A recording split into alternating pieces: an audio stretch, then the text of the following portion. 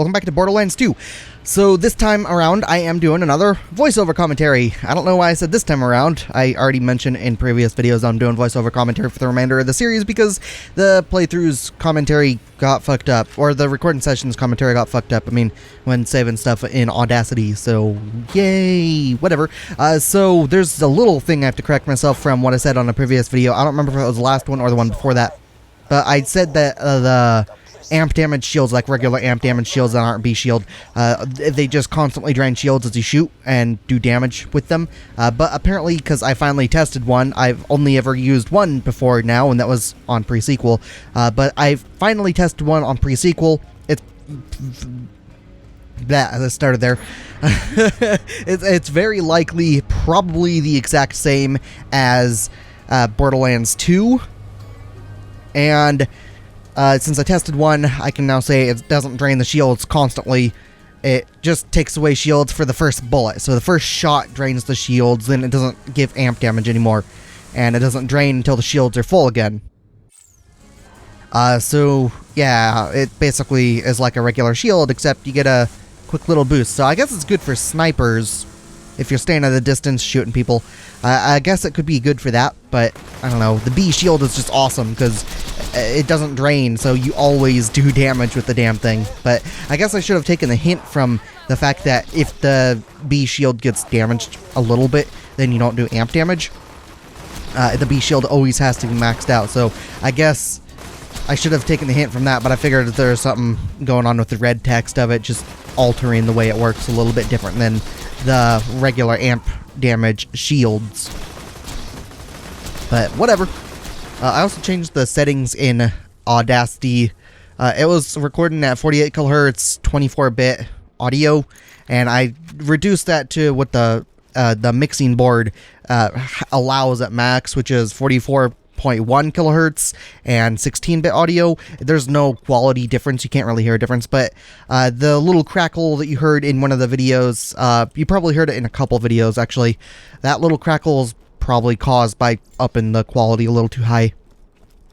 And no, Audacity didn't fuck up because I'm recording in, or because I was recording in that high-ass quality, I guess not high-ass quality, I guess it could be higher. Audacity didn't fuck up because I was recording 48 kilohertz, 24-bit audio, for this recording session that had audio lost. It didn't fuck up because of that. It fucked up because it doesn't like recording stuff that long, or my laptop doesn't like it, and I'm pretty sure it's Audacity that doesn't really like it. It's a free program, it's an amazing program, it's pretty friggin' powerful, but you gotta admit, keeping the waveforms, animation, just the quality, just everything going together properly for 2.5 hours of recording in a single sitting, that's pretty hard to do. I mean, even if you record some videos and stuff, like if you use Fraps, you record for 2.5 hours, it's probably gonna have some little fuck-ups somewhere in it. If you record with any sort of screen capture, any audio capture sources, it's probably going to start to fuck up a little bit after you get to the 2-hour mark or beyond the 2-hour mark or something. So it's no big deal. I've lost audio in Audacity before. It sucks, but it's really the only way I can have the good audio quality that I have, because I have to remove background noise and a noise gate. Like if I've recorded with a streaming software, streaming program like OBS or FF Split, or if I really wanted to fork out the money for the fucking not S split. I mean X split. It's X split, not S. I don't know why I said S.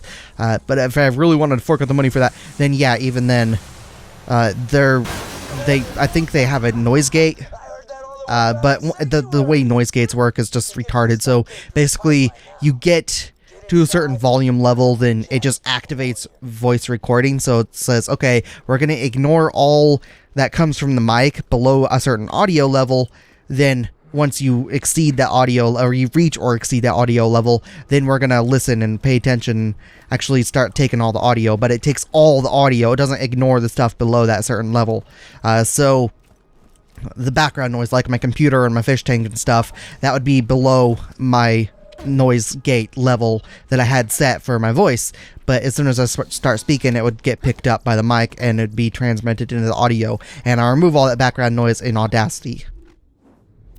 And if the commentary was automatically mixed into the game, as my nose is fucking up, sorry, I probably sound nasally as fuck, I don't know why my nose is being a bitch today, but if my commentary was already mixed into the game beforehand, then I wouldn't be able to get a noise area for noise removal process and remove that noise, and it would distort the audio of the game even if I tried, and it would just be all sorts of fucked up, so whatever.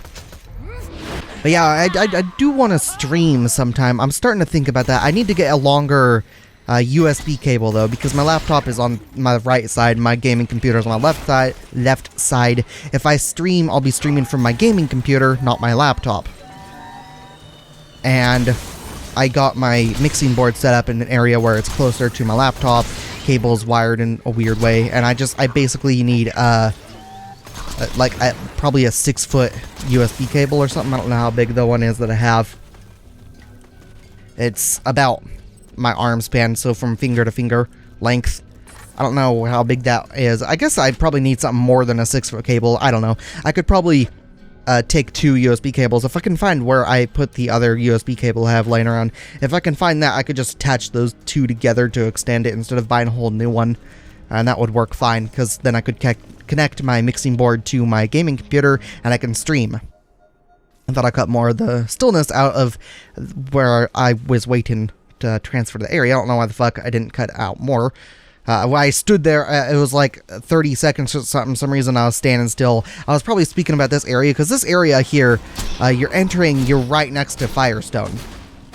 If you played the first game, this area might look a little familiar, but at the same time, it won't look familiar at all. Because when I first got here, I didn't know where the fuck I was. It did not look familiar until I got over to Fyrestone. I was like, holy shit, are you serious? And you're going to see that here in a minute. There's some skags here. Right now, I'm closer to Skag Gully, which is off to the right. Skag Gully is an area you have to blow open, with some dynamite, and go in for TK Baja and some other stuff. And it's now off to my left and behind me a bit. But I think I did look at it a little. I'll probably run over there. I'm not sure. I don't remember. But over in that direction where I'm looking now is over close to where TK's house is. And I will be going over to TK Baja's house on this one. It's still standing. It's still there. And you can actually go under it for a little quest, which is why I'm going to be going over there. And holy crap. This area, I know it just looks like shit right now. This area does, but the first game, it didn't have these freaking pipes. It didn't have the big building there in front of me. It didn't have all the slag. Some of the wall was changed around a little bit. Like, there's no transfer to where I just entered the place from. I had to go way over to the direction I'm facing to get to the next area. And I really... God damn it. Yeah, here's entrance to Fyrestone. There's junk loaders, and they're just crappy freaking Hyperion gun loaders, basically. Yeah, this is the freaking fires. This is the first area of the game in the first Borderlands game. And they just changed it so much. It's nice that you gotta return here, though, but it's just... holy shit. It would have been awesome if they made it so you could go over to New Haven and see the damage that was done in New Haven and go to the other areas as well, but I guess the game's already big enough that you didn't have to do that, but I guess they could have added a side quest to go into that area. That would have been awesome. Though I also never really explored over in the direction towards the New Haven and Lucky's Waterhole. I think that's what it was. Lucky's Watering Hole? I'm pretty sure that's the area. So yeah, I never really checked in the direction that transfers over to that. Or it's Lucky's Last Stop Watering Hole. I don't freaking remember. It's Lucky's something. I know it's that. But yeah, so over to the direction off to the right of where I'm at now, the direction I'm facing, over to the right over there somewhere, and right here this area was a vehicle loading spot, a spawn car, or a car spawn, catch a ride system, that's it. But now the area behind me was over in that direction where I'm facing now, Okay, now it's off to my right and I'm in the map. Whatever. Okay, so the direction off to my right was a transfer spot, and you got there sometime around, shit, what was it, like level 10, maybe 15? I don't remember what level you were by the time you got out of this place. That's if you did all the side quests and stuff. You'd probably be a level or two lower if you only did main quest. But yeah, so you would go there, then you would clear out the next area, then you would continue, and the area after the next one that's outside of Fyrestone's area here, you would find New Haven, and most of the rest of the quests in the game would come from New Haven or some area around New Haven. So you would still go back to the same general location. It's a lot like pre-sequel. If you played pre-sequel and didn't play the first game is a lot like pre-sequel. I made that comparison before, but the flow of the first game and pre-sequel are almost identical. They're very, very similar. Borderlands 2 is a lot faster. I highly suggest it over pre-sequel and over the first game, but I do suggest the first game over pre-sequel. The first game has some just nice areas. Holy shit. Yes, it can get boring after a while, but honestly, pre-sequel gets boring just as easily as the first Borderlands game does. I think I just got to level 20 on Wilhelm on pre-sequel. I've been playing it lately, just wanted to, so why not? And I'm in Jack's office and I'm doing some side quests in the area and I already finished up and just, yeah. Had Claptrap paint some stuff and speak to Nakayama and all that crap for a side quest. But it's just, I don't know why they went back to the formula of Borderlands and sort of mixed it with Borderlands 2. And it's a little weird. I like the formula they used for Borderlands 2 a little bit more.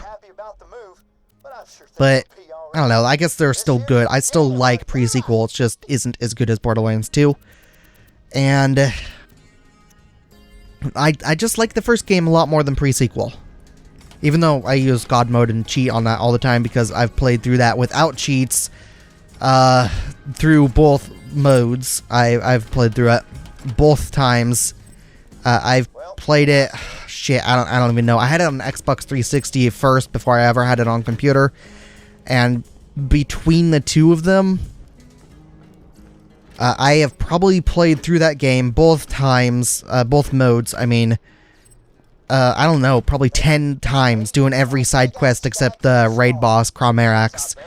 Yeah, I'm pretty sure I've played through it 10 times, so basically 20 times on total, around there, because counting both playthrough modes. So, yeah, God mode, so I can just relax and enjoy it and take in some nostalgia, because I don't fucking care.